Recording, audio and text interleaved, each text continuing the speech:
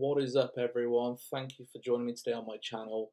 Today's video is called Secret and Best Ways to Get Your Next Dream Car. And today I'm going to let you know an amazing way to get your next dream car. It's virtually unknown and an untapped source, and you won't believe how good it is. So stay tuned. So, although I'm from the UK, I would urge everyone to watch this fully, as I'm certain there will be similar options in your respective countries. Stay tuned and I'll go through the various options that you probably already know about, but I will explain some of the good and bad points. I will then tell you this awesome hidden way to get the best deal with virtually no pitfalls, and will show you my car, which I actually got through this method. Also, don't forget to stay tuned to the end, because I'll be giving 5 top tips for this secret way to get your next awesome car cheap, and will include some upcoming content info too. So when buying a car in this country at the moment, new or used, there are a couple of options open to you. You can buy cash if you're lucky enough to have a nice chunk of money in the bank. And then you can also do credit, which could be through a loan or on a credit card. With both these options, there's good and bad points. A loan, you can get relatively low APR, which is great, but you are tied into it for 4 to 5 years, for example. With a credit card, if you get a 0% interest deal on a transfer or purchase on the card, again, great, but it won't last forever. And if you don't set it to a high enough amount, you're just going to chop away the minimum and you're going to have a credit at the end. Believe me, I've done it. Now, moving on to what you can get from a dealership, you can get your finance, and there's 3 different options from a dealer. You could do PCP, which is a personal contract purchase. You can do a hire purchase, or you could do a personal contract hire.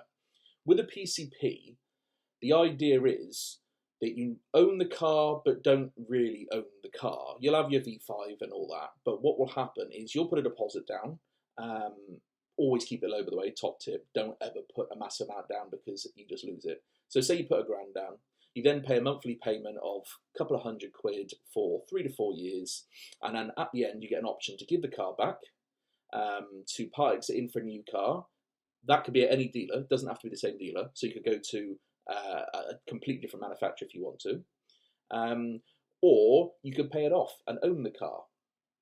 Now, this is good for various options because it does give you the flexibility to do what you want. However, if you were to go to another dealer when it was time to get a new car, you could do it a bit early, which is great, benefit, but if the car's residual value is less than what you owe, then you'll owe the difference. So that means you've got to keep into the entirety of the contract, which means 3 to 4 years. At the end of it, it doesn't matter about the residual, whether you're giving it back or whether you're paying it off or whether you're getting a new car from a dealer, because it's at the very end. So the deficit bit doesn't matter because you're at the end of the contract. And if there is an issue with the residual value, you can just return it and start a new policy. So that's absolutely fine. With a hire purchase, that's the same as getting a loan, really. It's a credit term deal with the dealer over 48, 60 months, whatever you want to do, and that will just split the amount that you owe over the time, and they'll add the interest on as well. However, usually with hire purchases, the interest rate is higher, and they may also want a sizable deposit, so really not the best option in that scenario. With a PCH, that's a personal contract hire. That is quite similar to a PCP, except you don't own the car. You are effectively leasing the car from the dealership. You do have to keep it till the end, because if you do want to return it early at all, you're going to have to pay every single payment. So they'll ask for a settlement figure, and that will be the remaining of the contract. They're not going to give you any early discount because the residual value is good or any of that stuff. It is a hire, but the good thing about that, they do pay the tax bill for you. So every year you haven't got to tax the car, which is pretty cool. Most also include breakdown cover, but you should get that with warranty on a brand new car anyway. And the final option to get a new car would be to lease it. So you could go to various places to lease a car, and you'll put 1 month, 3 month, or 6 months payment down, then you'll pay it for 3 or 4 years, and then you return the car, get a new one. Not a bad option, but You need to keep the car in good nick. Any little marks on it, they will come and catch you out if it's not wear and tear. So watch out for that. Also, a top tip with this, and this is an important one because I do think it is one of the best options, bar what I'm going to tell you in a minute. If you are going to go down the lease route, do it through a comparison website. There are several out there now, and they are by far the best way of doing it. You can configure it to the exact car you want, the budget, the deposit, and because it's a comparison website, it will pick a lease company to get your car from that is going to cost you the least amount, and it will even give you a rating of how good the deal is at the time as well. So if you're going to do that, do it for a comparison website. Okay? Now, I'm next going to show you my car that I got parked outside because, like I said, I've done this secret new best way of getting a car. I've actually done it myself. So I'm going to show you around the car now on the outside and quickly on the inside, and then I'm going to tell you how you can do this yourself.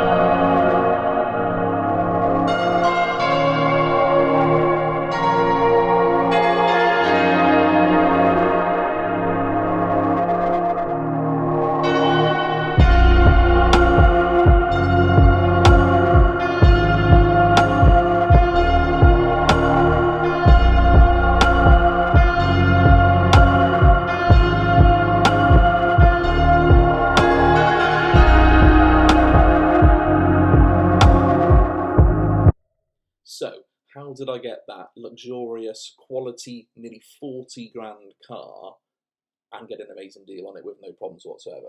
Well, simply, it's called a pre-leased vehicle leasing deal. These cars come from the big leasing companies that supply airports and places like that when you rent a car for a weekend. Okay, so there's a lot of choice, a lot of variety, and that is how you get the car. Now, the big notice in this point is it's a pre-leased vehicle, which means it's never going to be brand new. Some cars are a couple of years old, some are 6 months old. Okay, the Volvo is a 69 plate, and it was registered at the end of November 19. So since I've had the car, it was about 18 months old when I got it. Now, what you need to know about a pre-leased vehicle leasing deal, okay, is that it's got most, if not all, of the benefits of the best other ways of getting a car without really any negatives.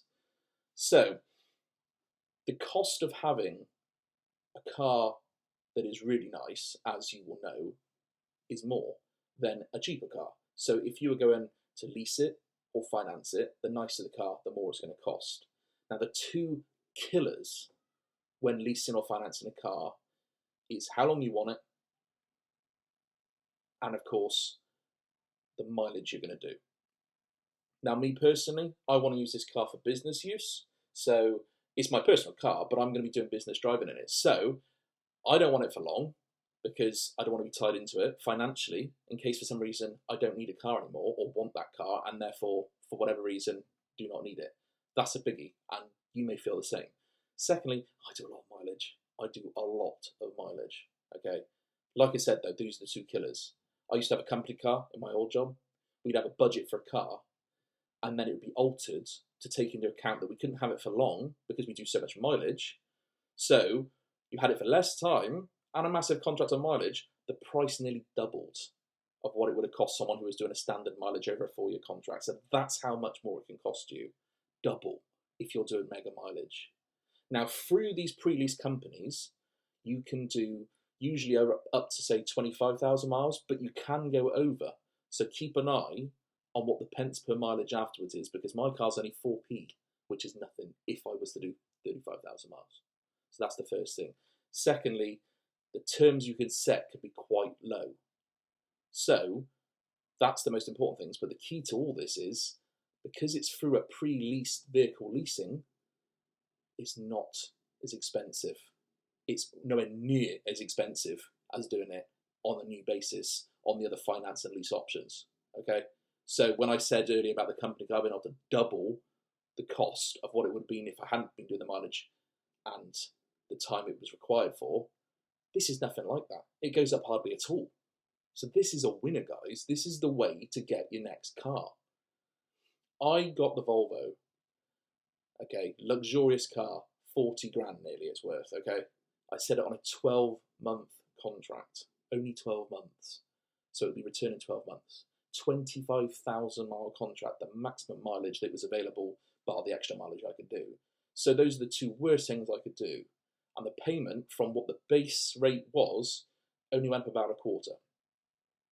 And it wasn't much in the first place, okay? That car out there is costing me about £300 a month. And it's a 40 grand car that's basically brand new. It's got like 10,000 miles on it. It's nothing. And it's mint. Why would you do anything else? It's amazing. So, that is what you want to be doing. Pre-leasing a pre-leased vehicle. Now, I'm going to go on to my 5 top tips for this because there are some important points that you want to keep an eye on to make sure you get the best deal. Okay? Stay with me on this. It's important. So tip 1, firstly, go to the big boy companies. Go direct. Now, when you start Googling this and looking into it, you're going to find a few places pop up like I did that you think, oh, they do pre-lease vehicles. But what you need to do is not go to the middlemen. You need to delve into the kind of brands that you'd see in an airport, find if they have a pre-lease section, and then if you find it, it will come up with the details on what cars are available. Once you've got that, you then want to contact them and get a live up-to-date report, which usually gets renewed weekly. So you'll know exactly what's available, what the standard prices are on whatever they set their terms at, which will be at the bottom. And then you can contact them and say, this car, I want to do it over this term with this mileage, with this deposit. What's it going to cost me a month? And that's exactly how I did it. Don't go to the middlemen because you'll be looking at a minimum, I would have thought, of 25% extra. And the car will come from the same place. I did that myself. I found a guy, contacted them, got the prices. Then I got in contact direct with where I got the car from, and the registrations were the same. It was the same cars. They just get them and make some money themselves. So go direct to the big companies, find the pre-lease deals, ask for the list, tell them which reg you're interested in. They'll email you a quote within 24 hours, and then you've got a price. The rest is easy. You just say, okay, I want that car. They do the paperwork, they send it over to you, you sign a few bits, you do a direct debit, and then they'll contact you when the car's ready for delivery. And this is another thing. The delivery you're looking for will be a week or two. I think mine was about 10 days from the day I found it to the day I got it. No other car you're going to get in that time, even if it's in stock. There's no delay. You can get it really quickly. And to be honest, you might be able to even get it quicker if you stop asking for so many quotes like I did. So that's your first top tip, okay?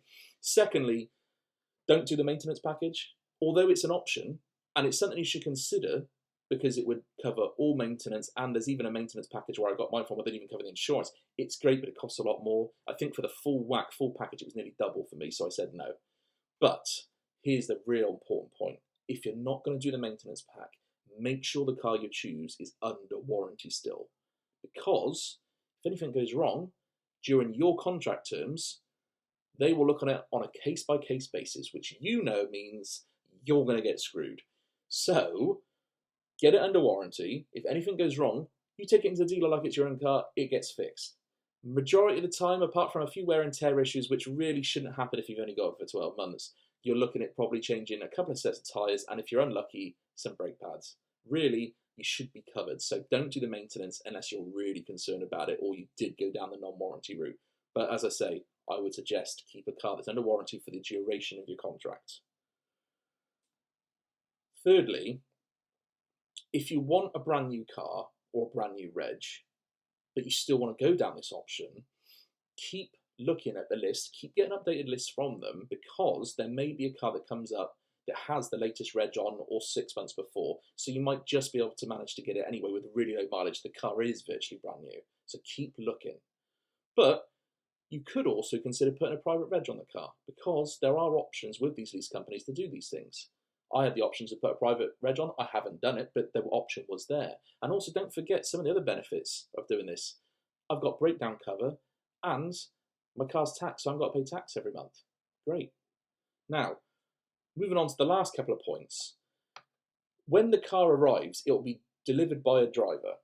Go through the car with him when he's ticking off any damage, any marks on the cars, and you can point out extra bits that he will add on. Usually really nice guys, but just make sure you go through it with him. After he's gone, I would then go through it again, which is what I did with a fine tooth comb. Any little mark you're not happy with, photograph it, email the person you're in contact with, and they will more than happily accept the photos and the information and add it to your file. It's done. When I got my car, the tyres weren't in as good nick as they said they'd be. They were so good to me. They said, take it to a garage, check that they're definitely not good, replace them, and we'll credit you. I did that. They credited me straight away. They didn't even ask for the proof, which I had, because they were that good. After that, they even wrote me an email apologising again, and I got a letter apologising with a leaflet in it if I wanted to take the complaint further. You can't beat customer service like that. It was superb. So there's another thing. You're going to get your great service. Okay? Now, the only caveat with this is if you want a literally brand new car, then this option isn't really for you. And this is really the only caveat because bar that, it is the best and cheapest option out there. And this secret knowledge is now yours to take advantage of. So do with it what you will. Keep it yourself, share it with friends. I don't mind, but this is awesome and I've done it myself. Thank you everyone for sticking with me and finding out the details. Following next, I'm just going to let you know some extra stuff about some new content I got coming out. Thanks guys for watching and keep watching my channel for all the new content. The next content coming out will be a car video review on the Volvo that I showed you, but I'm going to make it a bit different. I'm not going to do your traditional type review. I'm actually going to go through the tech that comes with this car and really mention the stuff that I would definitely want on my next car, but I'm not so fussed about as well. So the good and the bad, really. So stay tuned, keep an eye out for that. And if you haven't already, please like and subscribe my page. There's some awesome content on there. It's mainly cars, there's some random extras on there, and of course my dog Jinx, the blue Staffy, which is doing very well at the moment. Check out her videos, they're awesome. Thank you everyone, I look forward to seeing you soon.